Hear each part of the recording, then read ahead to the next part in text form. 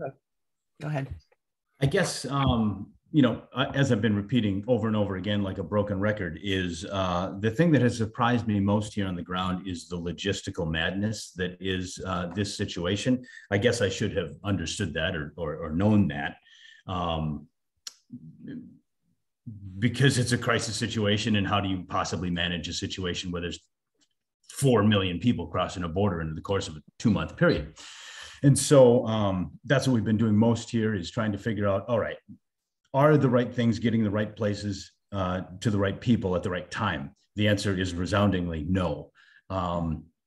It is a quick example like this. Think about if you're way out east in Ukraine and you are just in desperate need. As I've said many times, some places out east, the greatest danger of death is not missiles, it's starvation after 7 weeks of this, right? And so if you're out there and you're running out of resources, the shelves are empty. We went through that during the pandemic, right? And think about how many people freaked out in the United States of America when they saw that. Imagine freaking out like that when the Russians took all of the food on your shelves, including the food that was in your cupboards, because they raided your home. So now you're hiding out in a basement for 14 days in some cases, and you're running out of the bottom of Maslow's hierarchy of needs: food, water, shelter. Then what you do is you send a request and an SOS out to every single person you know, just maybe be hundreds of people. And then those requests may be filled by, many people. And then now you get 37 of the list that you requested. And now there's 36 of those units of requested items that are going to waste and could have been somewhere else. So the resource, I don't know what would be the right word, the resource loss ratio is incredible, right? And in a bad way. So what we've been trying to do is establish relationships and contacts, and just like anything that you do in life, and you have to build trust, you have to be reliable, and then you have to be able to get on the phone or through a messenger to that person out east, hear from them within the last 24 hours, because maybe yesterday the cavalry arrived and then everybody has provided your needs, and now you have no need to do that anymore. Does that make any sense? So those are the things that we're trying to do, because what's happening from the West, the response is wonderful, but they're trying to solve the problem with brute force and quantity, right? Not specified quantity and attention to detail, right? And so what we're trying to do is be those boots on the ground who offer that attention to detail. And I guess a success story that is the blueprint for everything that we're trying to do out here is when I got to Warsaw, before I knew what the hell was going on out here, I got a request from Kharkiv through the friend of a college friend who went to Concordia. She told me about a friend of hers who was in Ukraine, and that friend of hers told me about a friend of hers who was in Kharkiv. If you look at Kharkiv, that's way out there. That's in the wild east. And so it was some medication, 4 or 5 medications that I didn't know what the names were. I didn't know what they meant. I didn't know what they were for until I realized that this 1.5-year-old baby out in Kharkiv had heart surgery, and of course needed medications, specific medications to keep that baby alive. So once I figured out what the heck was going on here, made some local contacts, figured out what the boots on the ground were, got our translator here hired in Lviv, I just ran around to local pharmacies. Maybe you heard that story. And so that is a very simple problem and specified problem we can solve with locally sourced materials that are on the shelves here in Lviv. And I just sent the medication via mail post. And it was going to take 5 days because it's way the hell out in the Kharkiv. But at least we got it there, right? And in fact, today we should, by now I should check with them to see that it made there for sure. So think about the good that we're doing for that one little baby. That was a little thing that we did, but for that baby, that was a big thing. And if we can do that on a grander scale with more bodies and more people doing those things, eventually sending vans full of things that people request, I think we're doing a specific good out here that the big NGOs are not doing. Yeah. And you've told me about stories like that, every single day something new comes up, and, people are going through turnstiles with plastic bags of their stuff, and the plastic bag breaks open, and then their whole lives are on the floor of the train station or wherever. And I think, Mark, when you went there, you didn't have an assignment. No. I don't think you knew. You told me that maybe you were going to pick up a rifle. I don't know what I'm going to do when I'm here, but I know I can make a difference. So you did. Right. But now you want to tell them where you are and how you decided to be who you're being right now? Yeah, I had all kinds of ideas about how I would help the people of Ukraine while I was sitting in America. Almost every one of them was wrong. Right? The guesses that you would be able to come up with based on your reading of open source media is not necessarily even close to the right answer. So it took us being on the ground here to talk to the people, meet them, and think about that principle of that I've been living out loud, which is you don't know how you can help until you get there. Isn't that true with everything, right? And so that has been, sorry, I lost my train of thought. I'm doing 1,000 things. I know you are. I know. I'll help you. That has been the lesson that I've learned over and over and over again. You don't know how you can help in Warsaw till you get there, until you figure out what the problem is. You can guess what the problem is, but now you're doing what I was just explaining previous, and you're not really solving anything. Then you don't know how you can help till you get to the largest refugee center in Shemesh. Then you don't know how you can help till you get across the border. Then you don't know how you can help till you get to Lviv. And so then we're pushing, out to points east to figure out what the situation is there. I'm picking up a guy at the train station who was just in Kyiv. We're going to get a lot of intel from him about the situation there. So it's really let's see, I've been here 16 days and it's Mom's birthday today. And so really now for the last couple of days, after a few good nights of sleep, finally am feeling like, man, I got this. We know what's going on out here. We know how to help. We got the local drivers. We got a guy just bought a car on the Poland side. We're going to buy a car here tomorrow, maybe Monday. I don't know. I've got guys that'll give me their car if I need it. It's just, it takes time to form those relationships and build the trust that's necessary for a guy you don't know to give you his car, right? And so I know we can do specific good, and we haven't even started yet, folks. We haven't even started to activate the groups back home, the Kiwanis, the Lions, the Rotary. You mentioned the Chamber of Commerce things. And all the people that we know back home in these little pockets of people, 10, 12, 8, 4 at a time, who might be able to rally some resources together to help. I will tell you exactly how to help, because I have asked the person in charge at that place serving the refugees what is needed now. And I don't know, I just think that's an efficient way for people to give to a cause when everybody wants to help the people of Ukraine. So you're in an Airbnb right now, and how are you getting the word out to the people in Ukraine that you're there? How do they know to find you? Let me tell you, if you show up out here and are genuine and actually are helping, your number gets passed along quickly.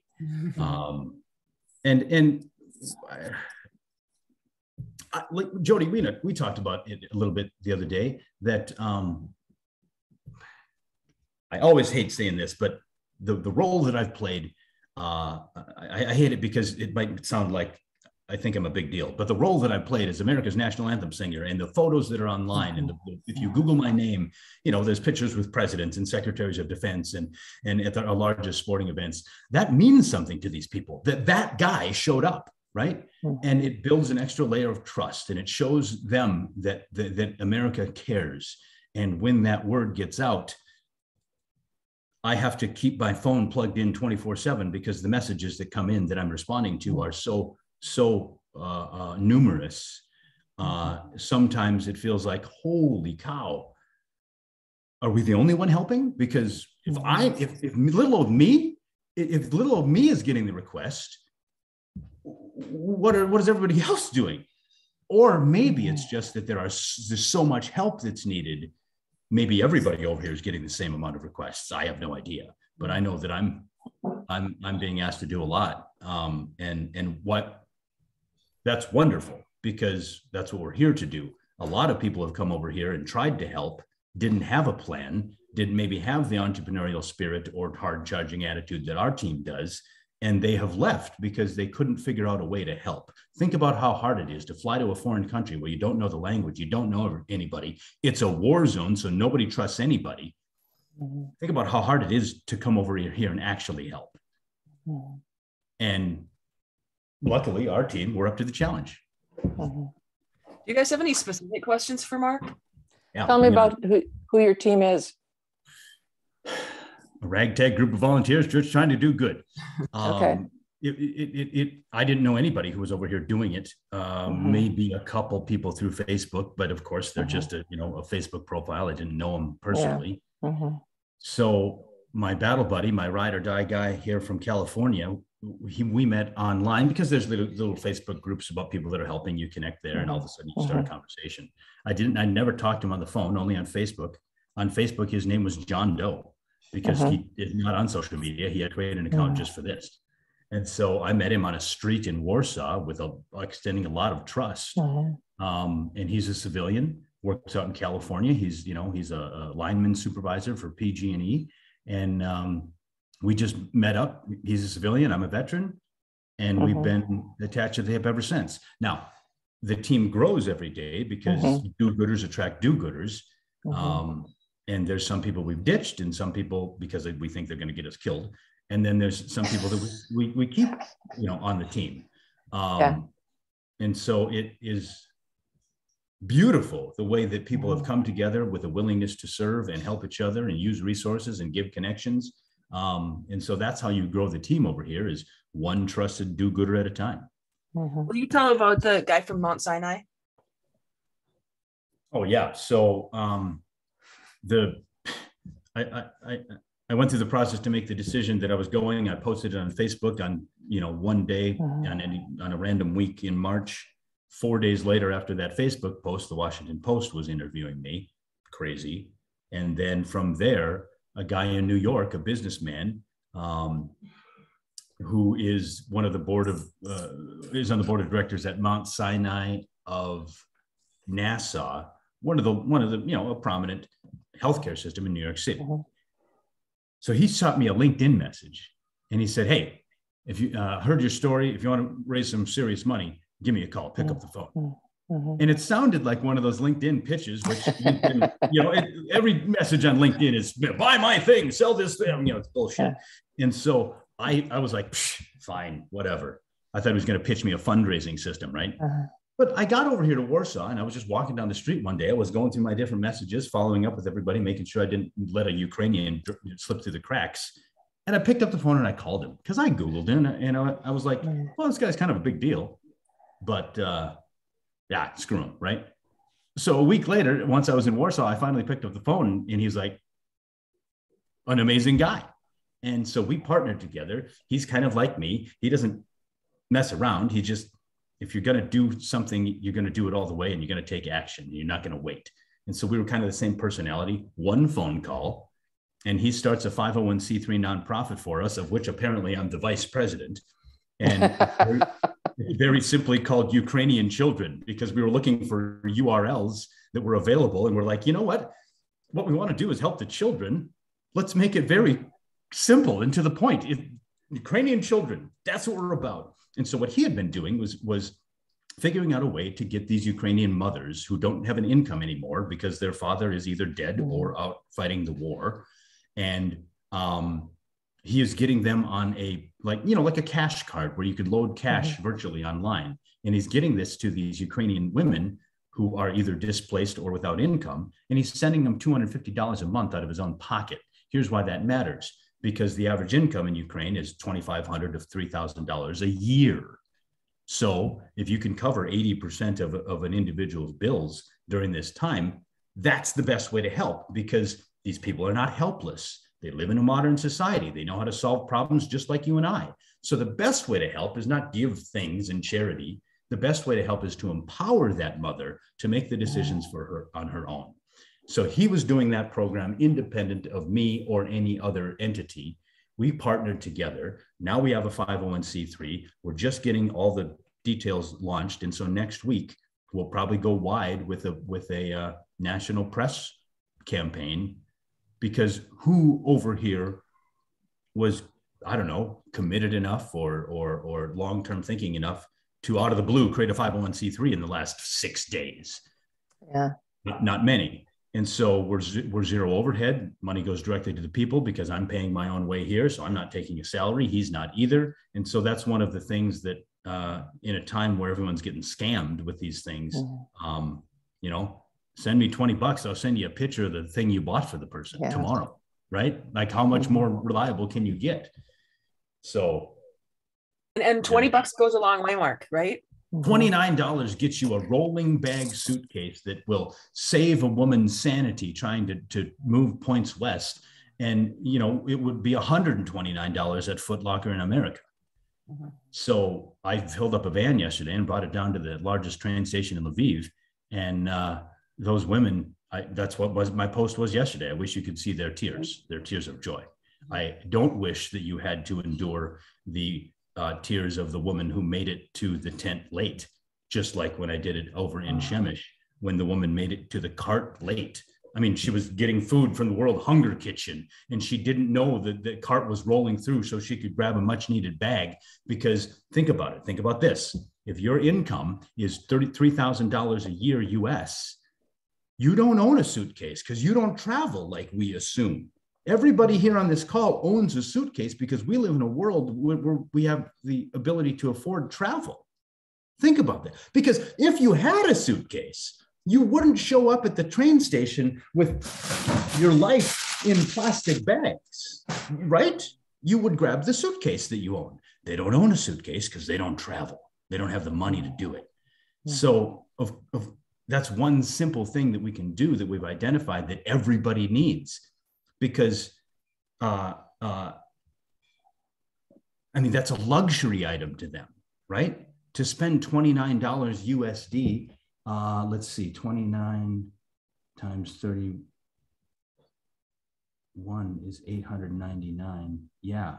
I mean, they live off of $6 a day, $8 a day out there. And you know, I'm spending, well, math is hard, 4 or 5 times a daily wage on one thing, which is a bag with wheels.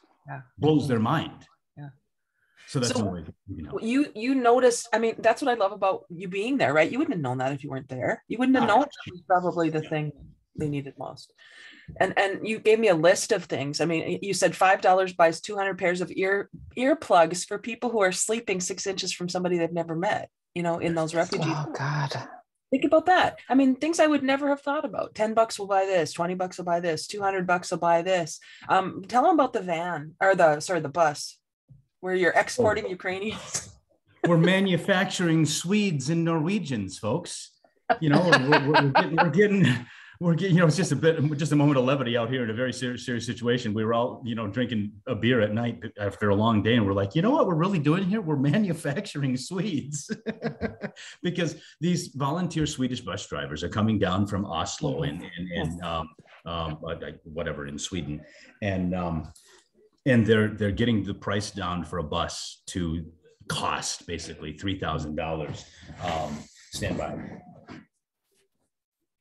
So they're getting the cost down to $3,000, $5,000 US to take these trips. And you can load 45 Ukrainians on a bus. They'll get them up to Oslo. They'll get them up to points up there. I think you got a ferry across actually up there.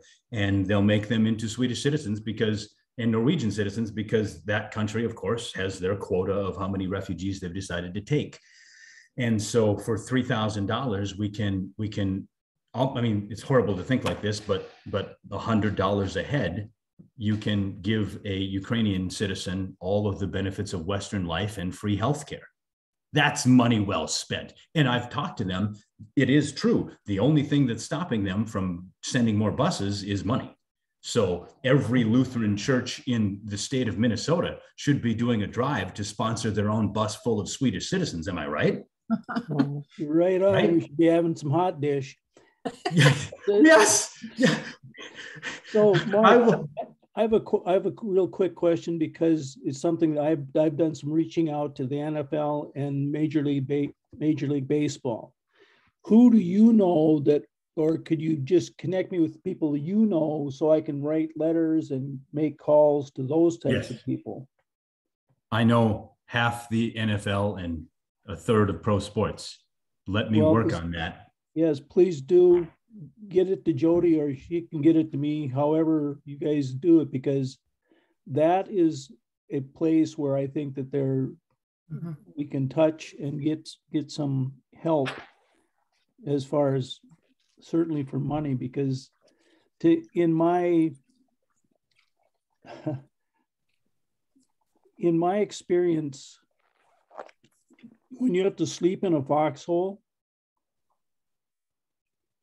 and you think about it, okay, when you're a Marine, that's part of what you do. That's life. Yeah. However, when I think about it being a mom and a child having to lay in a ditch so they're not going to get killed, that is, it's heartbreaking to me. It's heartbreaking. And we got to your idea, one of your original ideas was to get an armored car. And I thought, well, okay, that sounds like a really good idea, except armored cars might get shot at. Exactly. And that's why we moved away from that. And that was the dumb idea I had back home, because I saw that another Polish citizen had done the same. So I was like, well, I'll just do what he's doing. Well, no, you find out what's really happening, and you're totally right, Alan. That attracts too much attention and bullets. That's right. Exactly. So anyway, well, how did I know? Like, I don't know. I'm willing to be wrong. Yeah. Yeah. Any other question? Carrie, I know you're there. Hey, Carrie. Carrie, did you talk to Matt? Unbelievable. I think he's going to make the trip. Carrie's got a friend. Yeah, go ahead, Carrie.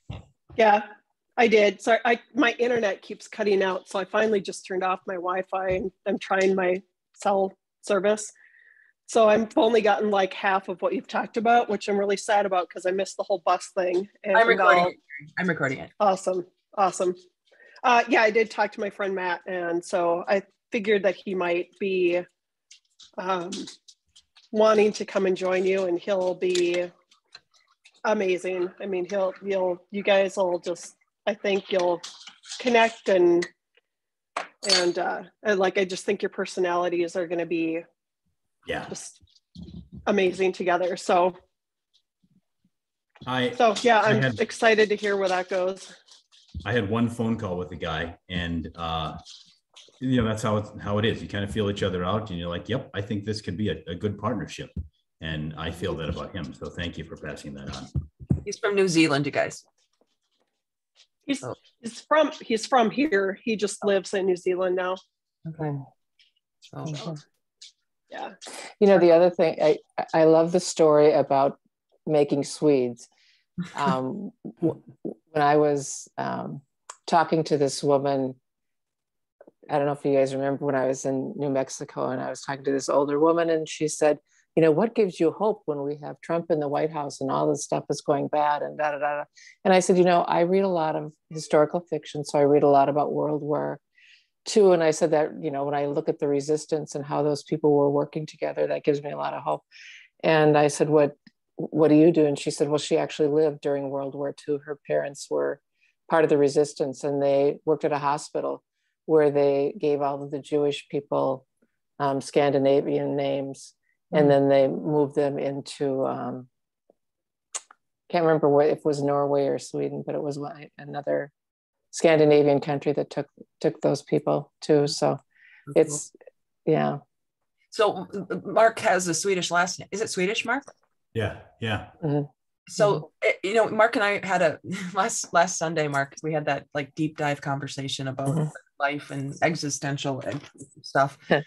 And it occurred to me, Mark, that the reason you're here, like on the planet, this time and place, is for this. Your history, your story, everything about you, being adopted at 8 months old from South Korea, and singing and making the connections and being a speaker and having the opportunity to be able to leave because you are self-funded, and all of those things, all of the everything that you went through. Maybe it's for right now. I had that thought again today. I have a lot of processing to do tonight because I visited orphanages today. Yeah, I know. Yeah. It's beautiful. The smiles and the resilience of these children was just the most beautiful moment of my life. And I'm pretty sure that's an accurate statement. The thought that I had was this, is that since I started out life in an orphanage in Seoul, Korea, it was 1981. And Alan, you probably know this better than anybody. You know, a lot of people think of Korea and you think of Samsung. You think of looking like Times Square in an advanced society. But in 1981, they were still reeling from the effects of the Korean War 30 years ago, right? The economy had not become as robust as it is today, and much due in part to American assistance. And so my mother, birth mother, Myung Suk Kim in Seoul, was 20 years old, unable to take care of a new baby, and unwed. And she was a travel agent. And Jody, I've told that story about my mother being a travel agent and my father being a truck driver thousands of times and hundreds of times from stage. Because that's what I learned when I went over there in 2011, when I was stationed there, just briefly touring and entertaining in Osan Air Base. I learned for the first time that she was a travel agent and he was a truck driver. It didn't occur to me till this afternoon, till today, that one of the reasons why she couldn't take care of me is because of what I was just explaining to you with the luggage out in Ukraine. If you're a travel agent in 1981 in Seoul, Korea, there ain't a lot of travel going on because not everybody can afford that, right? And so now that's just an assumption that I'm making, but at least it hit me today when I was walking away from the orphanage that, well, maybe that was why she couldn't take care of me, right? I don't know, but I guess that's makes sense in my head because you got a job that it's not very good. Mm-hmm. And so I just thought, man, I mean, for us to be able to, like I said, with the program where the guy's sending $250 a month to these mothers, and that's what our nonprofit will do, is continue to fund that mission for as many Ukrainian mothers as possible. And it's like, well, maybe us doing that $250 a month at a time is allowing that mother to not have to give up their child to an orphanage. Because that's the decision that some people are faced with. If I can't afford to feed my child, maybe I can give it a better life by dropping him or her off here. And that's where you hear about the mailbox babies and the fire station babies. And so what a full circle situation for me to go to the orphanages in Ukraine for the first time on my mother's birthday. And she chose to adopt me, mom and dad. And then also to be here in a situation where some of these Ukrainians are experiencing the same types of situations where you just don't have enough money to provide for the people in your life. And it's 40 years to this month. 40 years to this month that I came to America, because I came when I was 8 months old in March of '82. Wow.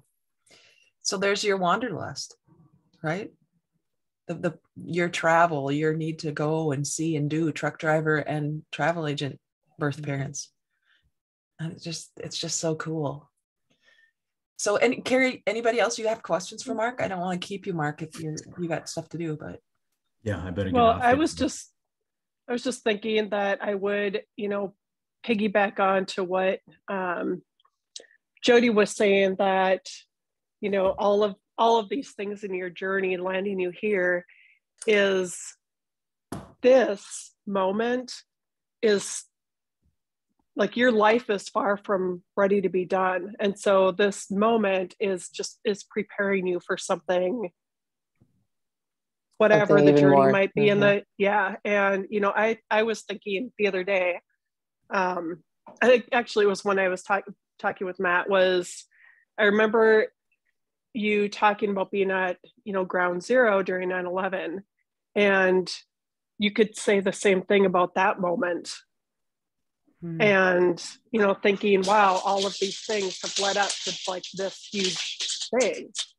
Yet, yes, you know, you can continue, you're going to continue on your journey. You're going to continue after this. Who knows?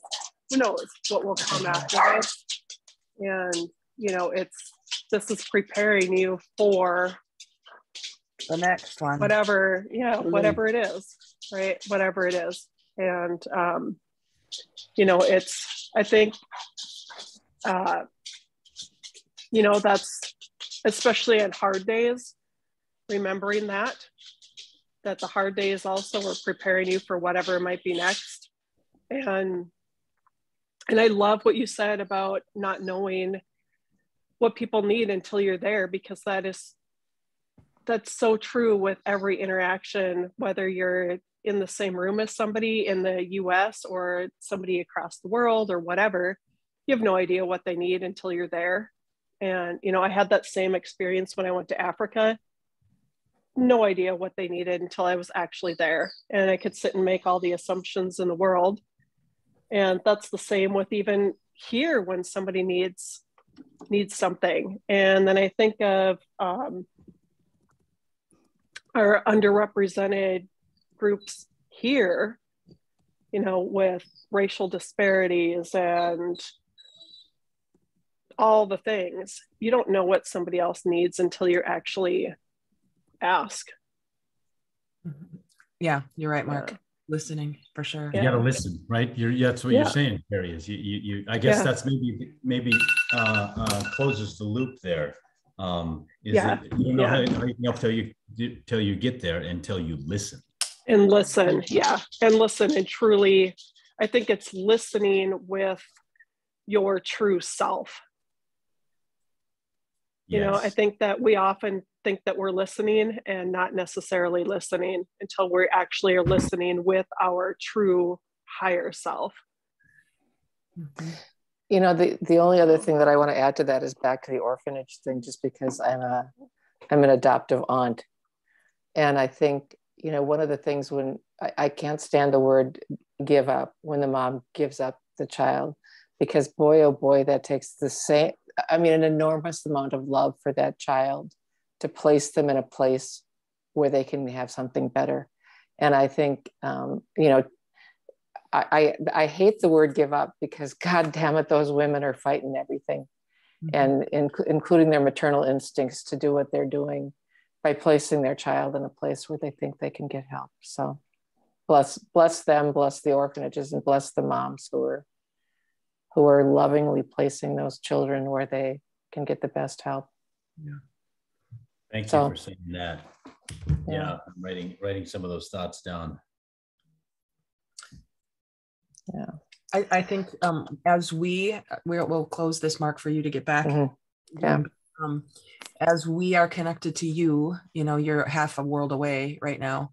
And here we are on this thing that we curse because we were stuck inside with COVID for 2 years, and everybody said, virtually, you can't connect with people. And that's just not true.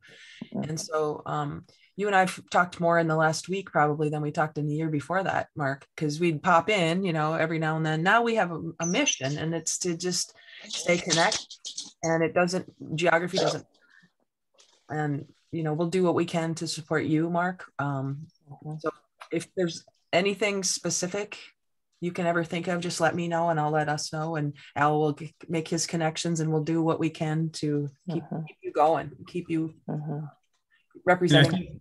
I think the specific thing that everybody back home could do, and I think I put it in one of our chats or somebody today or yesterday, is that activating those groups of the Kiwanis Lions Rotary and doing meetings like this, where I can speak to 5 and 10 and 20 people at a time. And then everybody who's on that call is motivated to help and do what they can within their own little friend group. And I don't care if it's 2 people at a time. Here's why we need 2 people. It's expensive to ship some of this stuff. So you need somebody to pay for the product and somebody to pay for the shipping, right? And so even that, at that low level of onesie, twosie, can be a great impact. But think about it. If I could get in front of the same size audience as I could, the biggest Chamber of Commerce events, 800 people in the Delta Hotel, if I could do a live Zoom for everybody like that, we could really do, then the t-shirt that you gave me, Jody, becomes true, right? So if we could, I don't know, dream about that kind of thing, and then the best use of my time over here, because I'm a logistics commander. I'm yes, I'll go carry boxes if I need to, but the best help I can give is to mobilize resources. And so if I from 4 p.m. this time, my time, to 10 p.m. every night or midnight was doing half-hour meetings, boom, boom, boom, boom, boom, boom on Zoom, communicating to different pockets of people across America, that's a good use of my time over here. Okay. Thank you. And Matt, Yeah. or Mark, can I ask you one quick question? 100%. This is my, I was gonna say a shameful plug, that's not quite it, but the for the kids in our school, they started a new project that they're working on over the next 6 or 7 weeks, and their overarching question is, how can we as storytellers tell others stories in order to build more empathy in the community?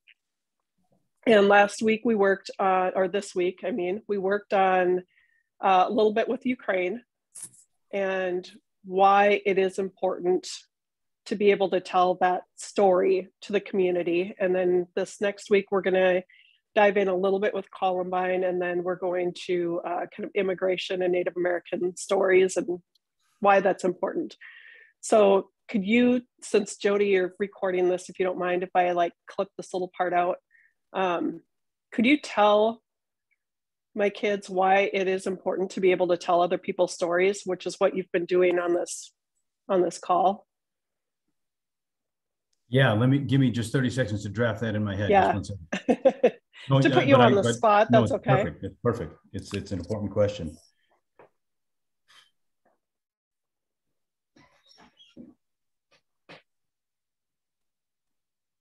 I got it. Ready? So I am ready. Who do I address, Carrie? Am I saying to the Inspire Lab? Sure, to the innovation, the Academy kids or something. It doesn't matter. It doesn't really matter. No, I just want to show them this little. Know. Yeah, the Inspire Innovation. Well, it'd be the Innovation Academy. There you go. That's all I need. And yeah. 5, 4, 3, 2, 1. Hello, my friends at the Innovation Academy. This is your pal, Mark J. Lindquist, coming to you from inside Ukraine. And we're here to help people, as many people as we can, as often as we can, as long as we can. And so I was hearing about your project, about learning about how telling other people's stories can build empathy in the world. And here's my perspective on that. You know, you can read stories in a history book, and of course you can get the knowledge and you can understand the dates and the times and what happened. But really what matters to you and sticks with you is when you hear a story of somebody who was there. You know, imagine if we could have met Mark Twain in his time to hear the tale because he was there, right? Imagine if you could have met Ernest Hemingway. They were there. And so there are people in the world who have a perspective or an adventure or an experience, and they can come back and tell the tale firsthand of what it meant. And when you do that, and when you know somebody, when you met with somebody that has been there and done that, I just feel like it means more. If you were to talk to somebody who was involved in the Afghanistan war or the Vietnam War or the Korean War or World War II, if they were there, it means so much more because you can tell that story with compassion and conviction and accuracy and, you know, a human emotion. And so, you know, as you go along this journey to tell other people's stories, please use me as a resource to be able to do that. You know me, you know Carrie, you know folks that are 1 degree of separation away from some really incredible things that are happening on planet Earth. So I'm just proud of you, and keep up the good work, my friends. Good job, Mark. Not even close to something I should Right? have said. No, that's good. That's perfect. Mark, I'm going to share this from That's awesome. one veteran to another. I don't often say this to Air Force guys. Semper Fi. Hoorah.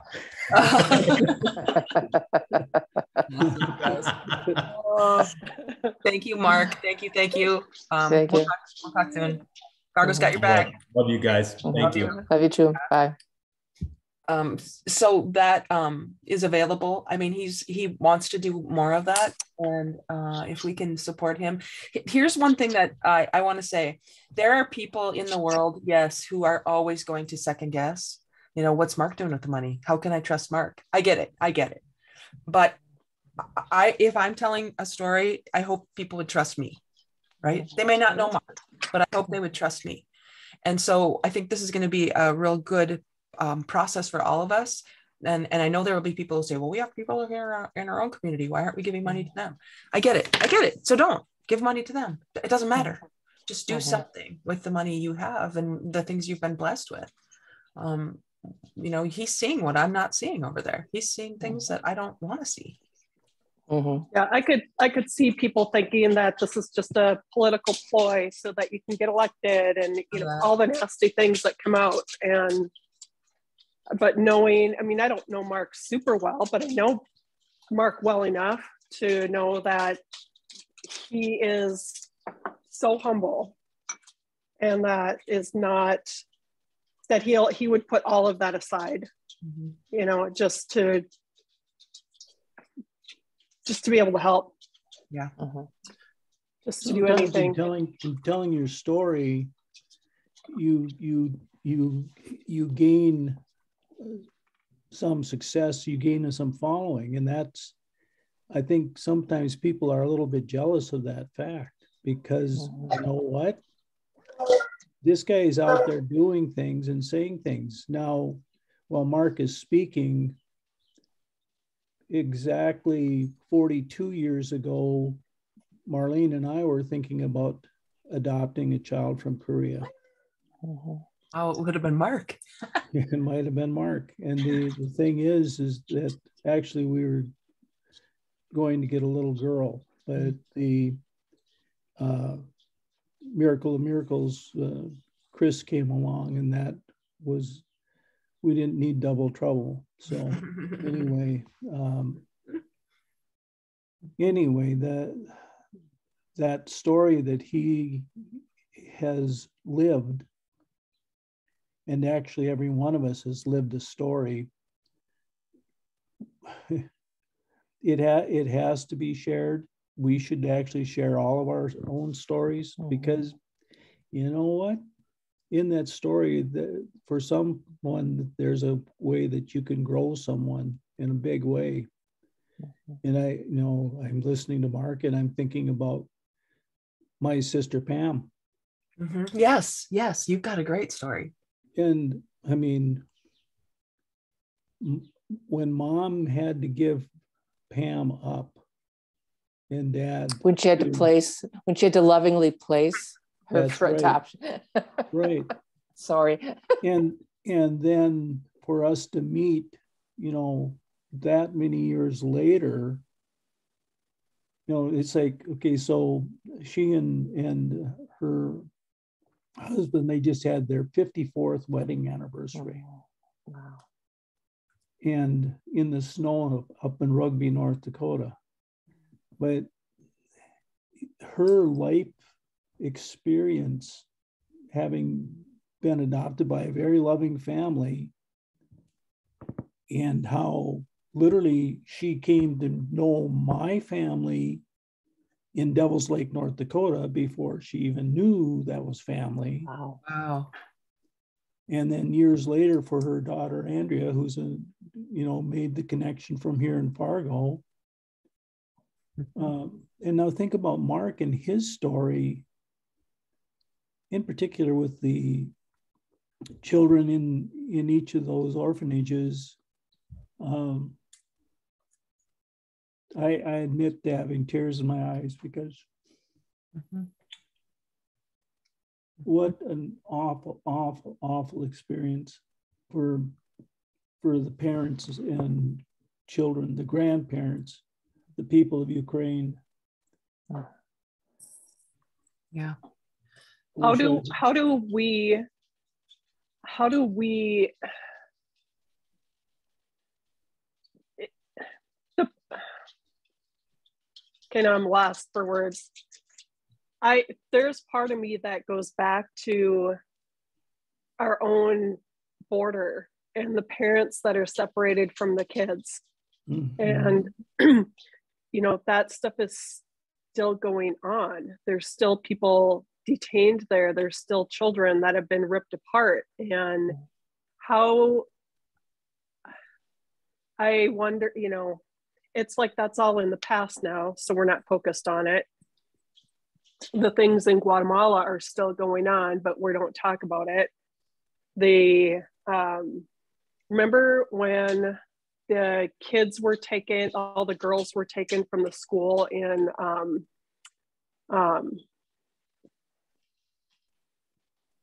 well, I've just lost my train of thought. It's happened in Kenya and it's happened in Uganda. Yeah. And there's a lot of Uganda is what I was trying to say. Yeah. And that's still happening. Like there's still girls that nobody knows where they are. And like it's like we end with COVID, right? Like the stuff happens, we all jump on board and then it fades into the background and then we're on to the next thing. And at what point there's got to be a timeline for Mark and his work and the fundraising before Ukraine is just old news. So what is the next solution to that? What is I don't know. Not an answer, but a solution, do you think? Right. I don't know. I don't know if it is the storytelling. I think it's the connection that people need to feel connected somehow. We ran into that with, when we went to Kenya, our church gets super supportive if somebody is going over, and then in the interim, they just don't. And so I don't know if that's what it is, if it's missing connection, if it's we just get so acclimated to it that we don't see it anymore. Or I think what I hear in that, Carrie, is if you found something, the four of us here, right. each, not together necessarily, but each individually, right. What is it that you feel called to? What is it? There's something, right. One of our teachers calls a terra threat, a threat to the terra, a threat to the earth. And each of us probably feels something, like there's something missing, something that needs some attention. It might be world hunger for someone. It might be, education for someone. It's not the same for everybody. But if we found that thing and we said, this is why I'm here. This is why I was born. This is why I came into this, world at this time and place. That's what Mark and I have been talking about. What is that? And for you, that would be your own personal destiny statement, Sure. And the statement could be, when blank happens, the world will shift. When blank happens, the world will shift. And then that's what I dedicate my life to.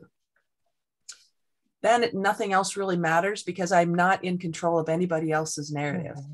I am only in charge of mine. And when, Mark says where he is, that's his one thing right now. But he said Will Smith got a lot of attention as soon as, something happened and then American media shifted. And he said, he gets it. We understand that's what happens. It's the loudest story, the loudest voice that takes our attention. But for Mark, his big why, his big, orphanages and entertaining, all the things that make him who he is, he'll just continue to do that wherever it's needed, right? It might be in the US, it might be needed in Guatemala, it might be needed in wherever, but what he is being is what he'll always be being. Does that make sense? I'm going to give you a perspective from another person, which was really interesting. And I had Zach called me when I was down in Zach, where is he from again? Kurdistan, actually Iraq, within Iraq, and worked for the military there and everything else. And he said, he said, I know what those people are going through. He said, I've been there. I know exactly. He said, I understand the anxiety, the not knowing, the fear that, the people that you have in your family in the morning are not going to be there in the evening. And you don't know from one minute to the next. And then he said, but I wish the Americans would have, why didn't we jump to the Kurdish people when Saddam Hussein poisoned his own people? Why didn't we react the same way? And I thought that was a really valid question. And then one of my friends from my knitting group said, Ukraine has a free media.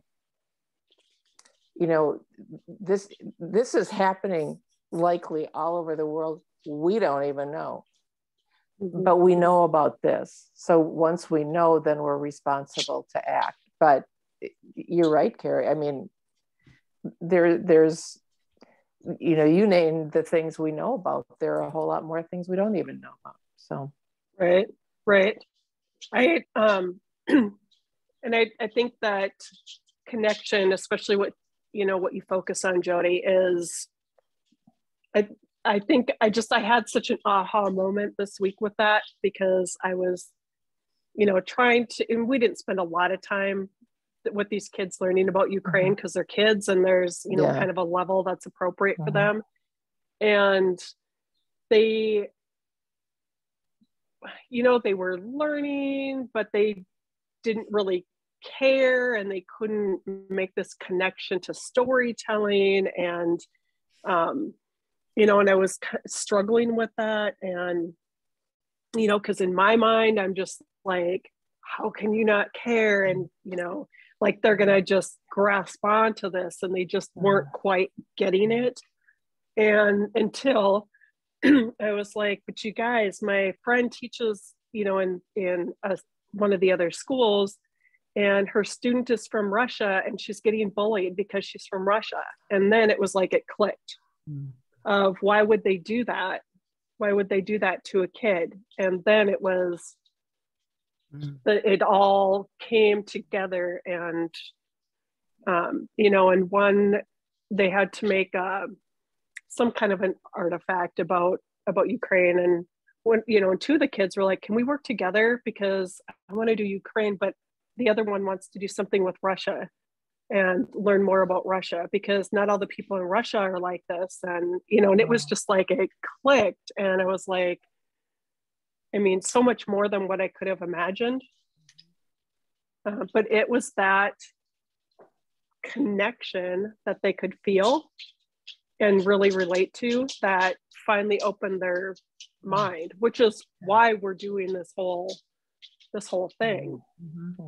So, it was Theodore Roosevelt who said, do what you can with what you have where you are.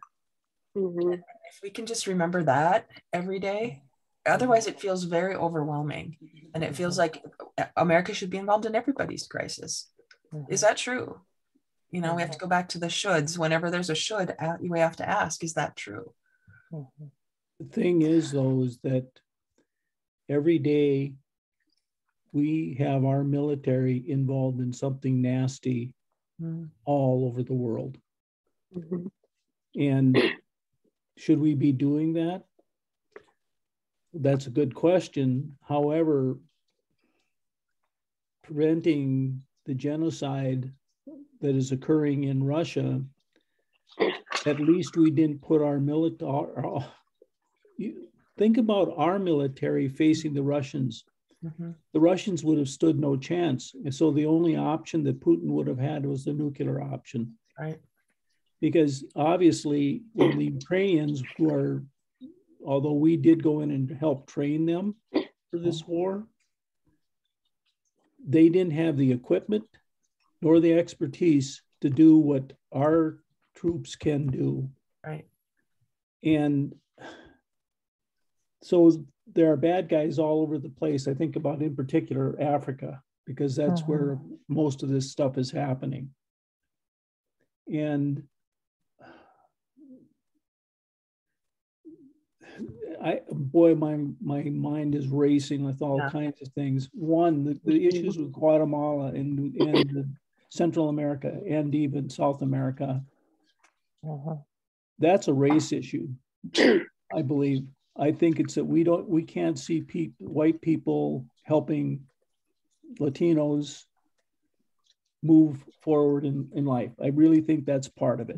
They've never known those folks they've thought of them as the farm workers out here in the fields around in North Dakota. Okay. And then we also have a number of people who don't want to help people from Africa or Ethiopia or wherever because their voice is strange. They talk funny. You know, there's all kinds of excuses that we use for not wanting to help those people. But this is the thing when Mark mentions the good old Lutheran Church, because I was a part of the good old Lutheran Church for the longest time, until we take the actions that Christ did, where the people he invited to walk with him and to come to him didn't matter the language, did not matter what race, did not matter the profession, did not matter. They all accepted him as their personal savior. Until we can get a country, a world, to start thinking in that direction, we're screwed. Yeah, but I don't think so, because we can do it here. We just have to do it one at a time, one step at a time. I cannot look at the whole country or the whole world. No. I look at my world and my country, right? I understand that. And I mean, I've tried, that's actually how I'm trying to approach it now also, because you are. And I know we can have this conversation about the world, and we can, and it's a safe space. We can talk about it here because it does suck. It is horrible. And then once we've gone macro, let's go micro. And then micro every single day in every single way. I'm getting better and better because I'm working on me first and then out to the community. And then, all of that, you guys, we don't know how much work we've done in the world because of what we've been doing every Saturday for years and years and years. Exactly. So one of the things I'm thinking of is I'm going to try to reach out to my church and see if they would like to have Mark as part of a church service. I think I'm going to wait until after Holy Week is over. But, I do think that there's, there are steps that each of us can take. There are groups that we belong to. There are things that we're part of that, we can expand his impact because he is there and he's willing to do that. Right. So. And I think to your point, Al, about what people expect the United States to do or Mark to do, or Mark to represent the United States as, the Ukrainians, Zelensky needs help. He does, but he sees his world, right? He sees America. Why don't you help me? You could annihilate the Russians because he's looking at from his own perspective. And when if we would all stop and go, oh yeah, if we did that, then that would happen, and then that would happen. And there's a lot more going on. It's not that we don't care. It's that we care a lot, and I can't speak for the whole world. My world, my world cares, and so the world I live in, because I'm curating my world, because my only job, you guys, our only job is to keep my vibration as high as possible, so I can attract to myself the forces I wish to use in the cooperation of other people. From Think and Grow Rich, full circle, right? Go back to page 52 of Think and Grow Rich and read the 5th point. I fully realize that no wealth or position can long endure unless built upon truth and justice. Therefore, I will engage in no transaction that does not benefit all whom it affects. That's what I can do. That's what I will do every day. And whether or not the world knows that, it's too overwhelming to think that I need to change the whole world. I transform me. But in doing one thing that someone else benefits by, you've passed it along. And if you have people who will pay it forward, which most people do, I think, then that's a good thing. The people we're impacting are those people. And so one at a time, starfish, throw in the ocean, you make a difference to that one. Yeah, exactly. I love you guys. Thank you so much for making me better every time I talk to you. There's the starfish. Yeah. Yep. Oh. Lori, by the way, we're coming out to the lake for coffee on Saturday morning. Okay. Well, wait a few weeks because it's a little chilly right now. Yeah. That I would totally love that. I would love to host a mastermind.